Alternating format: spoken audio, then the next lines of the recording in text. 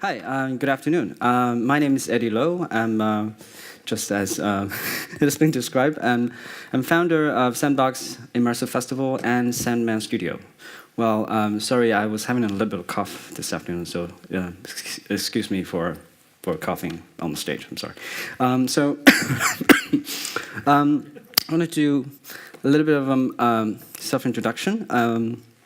I was studying in UK, so I actually spent quite a long period of time of my life in London. So I was studying computer science in Imperial College London, and also went to UAL to do arts creativity management. And I have a very mixed kind of career. So I did a couple of years of business consulting and management consulting firms in China, and I did business strategy for a number of technology companies like JD.com.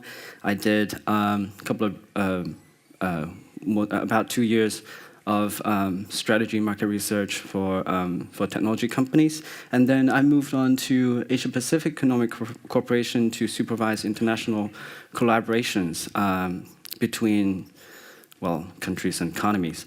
There's very, I think it's very interesting for me to actually jump into VR because I study both the tech and the art side of things. So I'm naturally attracted to virtual reality. I'm a huge fan of Matrix, the films, and also all these cyberpunk stories that are written by William Gibson and Neil Stephenson. So it's pretty natural for me to jump into this pool to start working on VR. And I actually started working on VR back in 2016. So I started this studio called Sandman Studio 2 years ago, and I would start working on production. Sorry. We actually did 2 pieces, which both got selected by Venice Film Festival. Last year was Free Will, and this year was Fresh Out. They're all part of official selection. And and now we decided to explore a little bit more and move on from very conventional real-time animation storytelling. And so we moved to the next stage by creating this very interesting interactive emotional piece called Vast.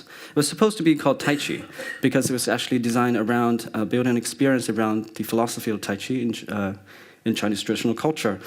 So now we actually, this was actually kind of like a gamified version of an experience that guides you to dance around in space. It feels like Tai Chi. We actually developed this experience using La Band notation. I don't know if you guys know about it. It's a term that is used in choreography of a stage performance. So we're using this language of translating body movement inside space into interactive experience. So this is what we're doing right now, which is going to be launched next year. And also another one, which is a multiplayer experience, a multiplayer story-driven escape room, which is also going to be launched next year. So these are the projects we've been working on. So on the production side, we are really interested in how the latest technology will be enabling us to create more stories. So that's what we're doing at the production side of things. But this is actually not my topic today. I want to talk about China. I think a lot of people are interested in this the big market in the Far East. It's actually not that mysterious. I think we're all human beings. We're no different to each other. So, but there's a different kind of trends, or especially consumer trends, I would like to share a little bit about. This is a very interesting picture. It's a sales number of an online e-commerce platform, which is Alibaba's platform, which most of you should know about. So they actually create this shopping festival. It was on 11th of November, so Double 11. We call it Double 11. And we call that festival the day for the singles. Because because everyone, if you're single, you usually want to just to satisfy yourself and go out and go shopping, right? So they actually create this shopping festival on 11th of November. So it now becomes like huge phenomenal event in China that almost like everyone go online to do shopping on that specific day. So within 24 hours, that was actually the sales number of the platform, which is 213 billion Chinese yuan. So roughly about $30 billion in 24 hours. So it's a huge number, and also if you want to explore a little bit more, that 46% of the sales are contributed by, as you call it, Generation Z, which is people who were born in the... Well, we have a different kind of a definition by Generation Z. We usually describe the people who are born in the 90s and people who were born in 2000. As opposed to a lot of people in the States are describing people who were born in 1990, starting from 1995. So, I mean, anyway, so the entire generation, the new generation, started to become in the center of the stage, become the huge consumer base for any type of commodities and entertainment. I would like to share a little bit more data. I think you may already know that WeChat it's just huge, powerful app in China that can almost everyone use. Well, not everyone, but WeChat has like 1.1 billion user in China. So it's not everybody, but almost like 70% of the population use it. And if you look at those people, they're almost like 85% of the total users are between age of 18 to 35. So this is the biggest consumer group now in China market. And if you look at those people, what they're spending on, almost half of them are spending on travel, 45 on vehicles, and for entertainment, there it's actually 40%. It's actually a big number, it's a big percentage of people. And today I want to specifically talk about LBE, location-based entertainment, which is a big proportion of entertainment in China. And if you consider location-based entertainment, you may think about films, theater shows.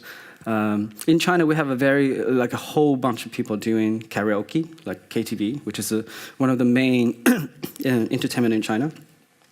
So that was actually one of the biggest. And we also started to see something very interesting. So the two on the bottom, so the two on the top, escape room, sorry, that was mistyped. Escape room becomes very popular in China. I think you can see this kind of trends everywhere as well, maybe in the States. I think people in the States are really into escape rooms as well, and also immersive theater. And our show exhibition is also something new to Chinese consumer, because the Generation Z always wanted to do selfie, right? They always want to go out and go to exhibitions and take selfies to show that I'm actually part of this world. So the art show exhibition becomes also very popular. And these are the main location-based entertainment, conventional LBE, as we call it. The thing in the middle, destination is the place where we like a single location where it contains almost all kinds of entertainment in China, for the consumer. So as we call this we call like a social hub. People can go to different kinds of entertainment and have food and social and hang out with each other. So there's also some data on LBE in general. So there's a study by iResearch, it's the company that I used to work with. So they are collecting those data of consumer preference by age group on LBE. So if you look at those people who were born in the 1990s, in the 90s, they actually quite high compared to the previous age groups. The people who were born in the 2000s is still at the same level as the 80s, but because actually they don't have the consumer power, consumption power. They don't have enough money to spend at this moment, but they're going to soon surpass. That's what has been expected. And you look at those different categories of people who spend money and time. Games are actually the biggest one. You know, almost everyone, every kids in China, they play mobile games. Movie actually started to drop a little bit because people now moving into TV shows a lot, which is, I think, you know, a lot of things that I describe is, I think, is universal, is global. It's not just China. But if you consider the size of the population in China, which is 1.4 billion people, so it actually created this huge consumer base for anything. And I want to move to VR LBE a bit, which is now we're actually talking about virtual reality and augmented reality right now. And what can this technology offer to the consumer? What I'll say is better experiences, right? But we still couldn't provide those the better experiences at this moment because I think there are a number of challenges in the industry that we're still tackling right now. So it's the hardware, content, and service. So we're always waiting on the next generation hardware like Oculus Quest next year, and maybe HoloLens, second generation HoloLens next year too. So there is always a big momentum of moving hardware forward in the industry, and then now there's also a huge challenge on the content because, well, for me, I'm a content creator, producer, and it's actually extremely difficult to find support for content creation, especially original productions, because the monetization is not really there yet. So a lot of people are struggling on the financial situation. So it's quite difficult, it's quite challenging to actually work in content right now. And also the service is that I think people are still figuring out what kind of service we need to provide at locations. It's actually not exactly like the conventional LBE because VR is a new thing. You have to explain, you have to kind of go through experience with them, you have to educate them. There's a big educational cost at locations. And a lot of people are still not knowledgeable enough to actually provide this service. I think that's also the same in US is I think US is a little bit better than China, because Chinese service providers are not that aware, which I'm going to talk a little bit about in a minute. So I do see a challenge or like a problem that we have to kind of tackle at a global scale, because right now most of the technology companies are based either in Bay Area. Well, we also have a couple of technology companies in China which produce hardware headsets as well, but a lot of those patents actually belong to the US. But in Europe, you have a whole bunch of creative talents here. People are very creative, and people have all different kinds of ideas.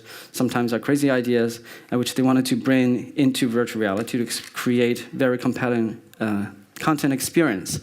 I do see there's really a bigger momentum and a wider, like a more diverse creative community in Europe compared to US. US people are a little bit more, commercial, which is not a bad thing, but I think in terms of creative ideas, I think Europe definitely wins.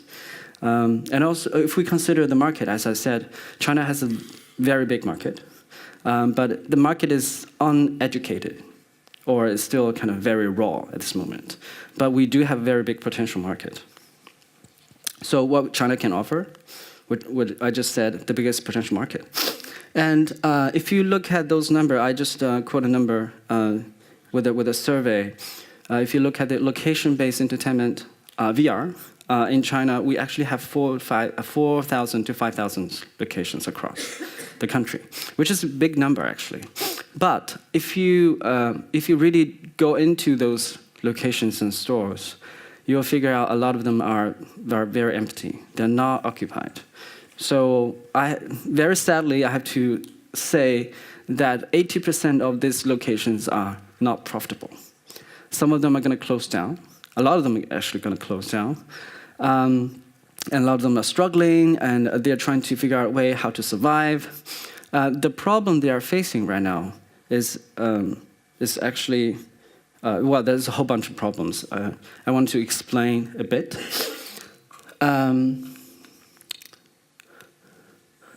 The first reason is that they don't have the right people. They don't have the right team to actually put everything together. A lot of them actually coming out of nowhere. You know, they were doing all different kinds of business elsewhere, and they just realized, oh, there's a very cool stuff. There's a very cool gadget I can use, which is called virtual reality. It can provide those experiences that people will be excited about. But that's what they have in their mind. They don't have anything else. They don't have a really a very intensive understanding of technology and the content. So once a lot of those locations, I have to say, like 4,000 locations, the majority of that is actually run by like one person. They just buy a Vive or they buy a Oculus headset, and they rent a small space and just provide this the game experiences that is downloadable on Steam, not licensed in a commercial way, to consumers. So it's not really sustainable because they don't really understand the industry, this technology, and how the content works. So that's their first problem.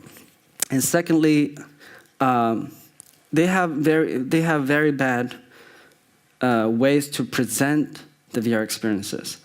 I think a lot of people who have tried VR, you should know that VR has a very magic moment when you put on the first time, and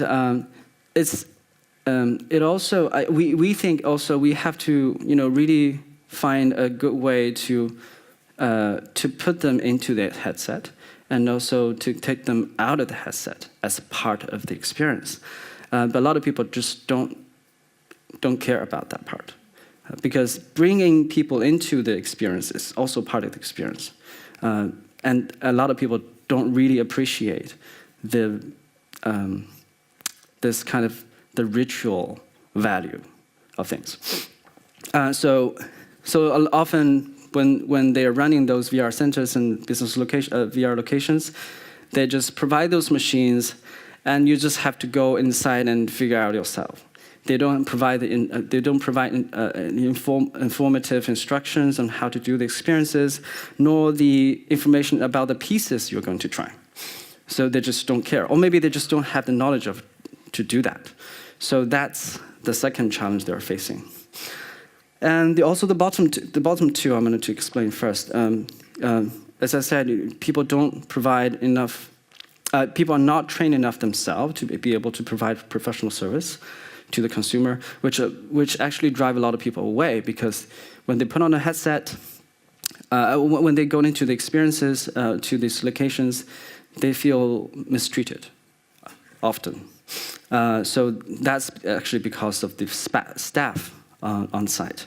And also, they don't know how to really optimize, how to use the space, how to design a space to actually be able to facilitate more people, because I think the biggest challenge for VR right now is the throughput. It's the capacity that people can go through experiences in a unit of time. They don't know anything about that. So when they started to run those businesses, they realized, oh my God, I should have divided the space into a different kind of layout. So those things I just mentioned are some of the problems they are facing, and some of the problems they will solve in time by themselves. But there is one singular problem they couldn't tackle, which is the content problem.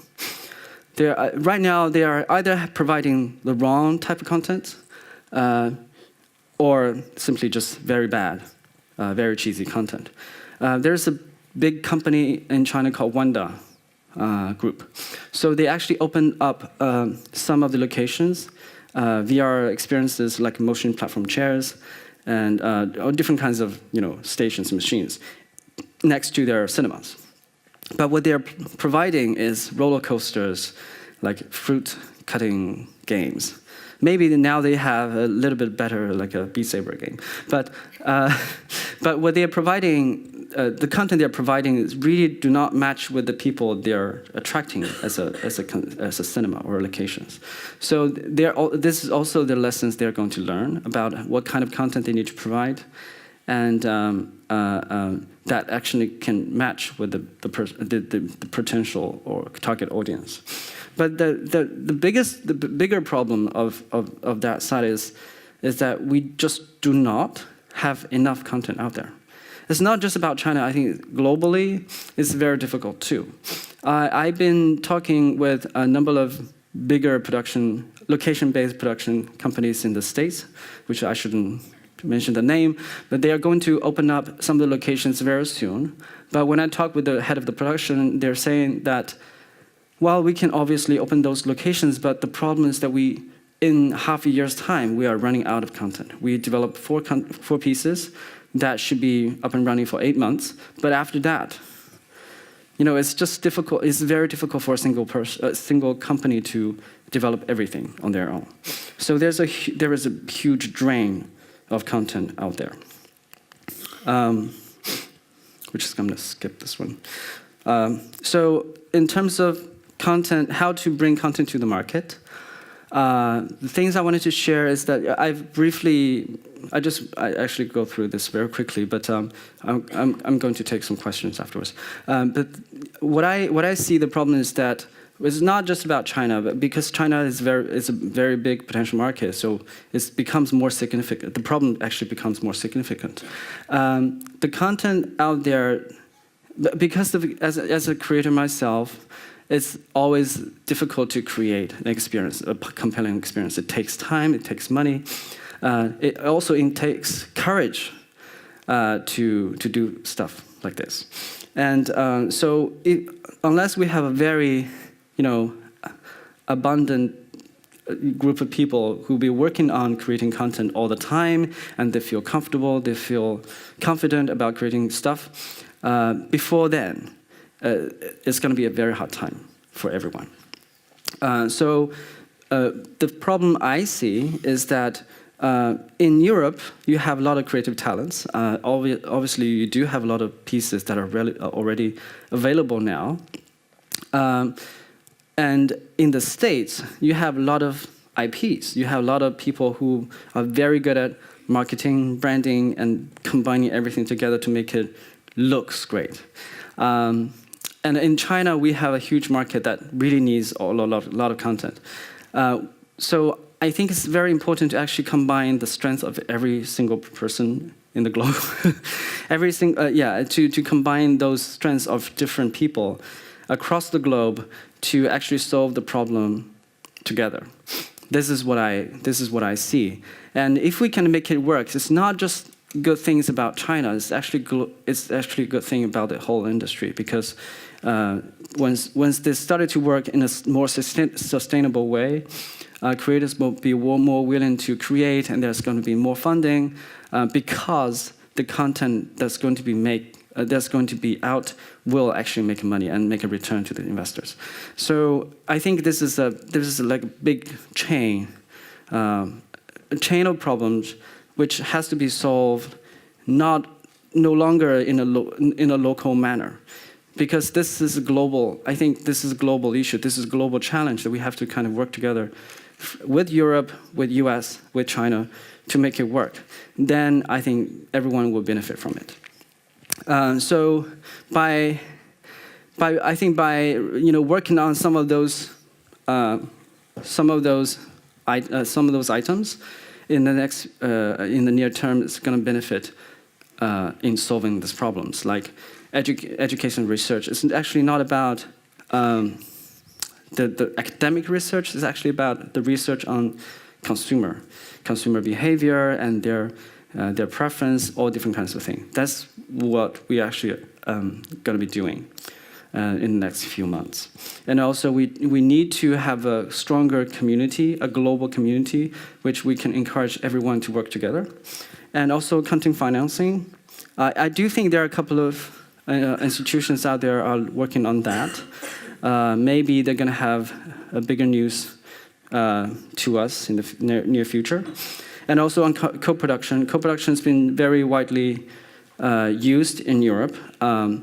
For VR co-production has been very obvious too, and it's also it's relatively easy compared to films, because VR usually have a smaller production scale. And we all have to kind of work and try different kinds of stuff, especially in China. On my side, whether it's distributors or content creator and publishers, they need to test with the market. And they actually need time to actually make everything right. You cannot really expect this big market to solve the problem of the monetization like overnight. It's not possible. But we are actually working on that. So lastly, I wanted to very briefly to introduce my festival that we are organizing. It's called Sandbox Immersive Festival. It's in every June, last week of June, and we call it China's biggest LBE. It's actually also a location-based. Well, we wouldn't say entertainment, but it's a location-based event. So this festival is dedicated to promote virtual media, especially immersive storytelling.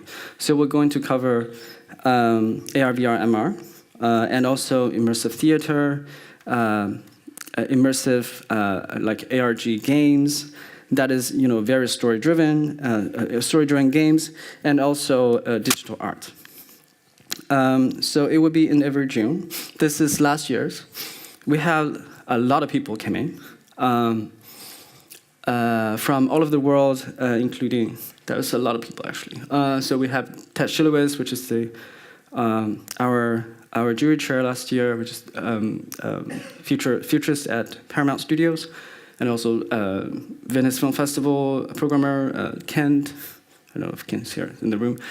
We have a whole bunch of people came in, and they're all pretty excited about the opportunity to really learn about China, because you can only learn about China while you are in China.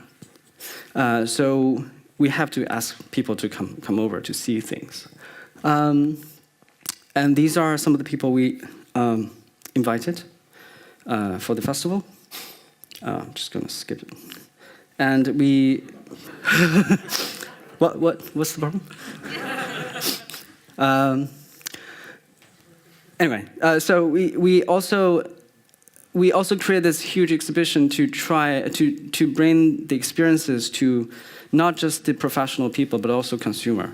I think it's really important to actually grab a place and have everything set up for the general public to see them, because right now a huge problem of VR in terms of market adoptions and general public is the accessibility, especially in China. For those storytelling content, it's very difficult for people to try, because all scattered around, you can only see the best work in film festivals. So this is why one of the core reasons why we organize this, to curate some of the best work across the globe, so everyone can get to see it in a very specific time. So we had 49 projects on screening, and also 5 juried awards. These are the awards, which is Hold the World from Factory 42, Wolves in the Wall. Shandong is Sandman Studios, a local company in China. And this is Gabel Aurora's piece, The Day the World Changed, and Real Thing from DV. These are some of the pictures from last year. And so we are doing the second edition next year. At the same time, same week, the last week of June, actually 24th to 28th, which is the weekdays, we're going to use the entire city as our canvas to bring a more immersive experience to everyone. This is actually the picture of the place where the festival is taking place, called Jingdao. It's a coastal city between Beijing and Shanghai. They really installed this whole kind of panel of LED screens in all these buildings. This is like 50 buildings or something. So we are going to use the entire cityscape screen to do not project mapping, but display of artwork for next year. So these are the schedule for next year. I think there are some people who've attended, but I'll just share. Right. Last thing. So by not next month, but January, we are working with Greenlight Insight, which is a market research company based out of San Francisco. We're working with them to actually produce a market research study on China LB market, which is going to be released in January. By then, I think you'll be able to see a lot more statistic data and quantitative data about the market, about consumers' behavior, about consumers' preference on different kinds of content, and also on the pricing informations and frequency. So I think that's going to be very interesting information for you guys. So we should be able to share a free version with everyone. And then next, and also the final thing is that we are doing a lab program for the festival in October, which we're going to collect projects, and we'll also fund those projects that are immersive storytelling pieces. And we're going to have those a workshop dedicated to bring those ideas to life, and have a tour exhibition of the best pieces in the second half of the year for the right after the festival. So will be our plan to really help with growing China market, and also trying to help with creators across the world. So yeah, so I think this is the things I'm going to be talking about today.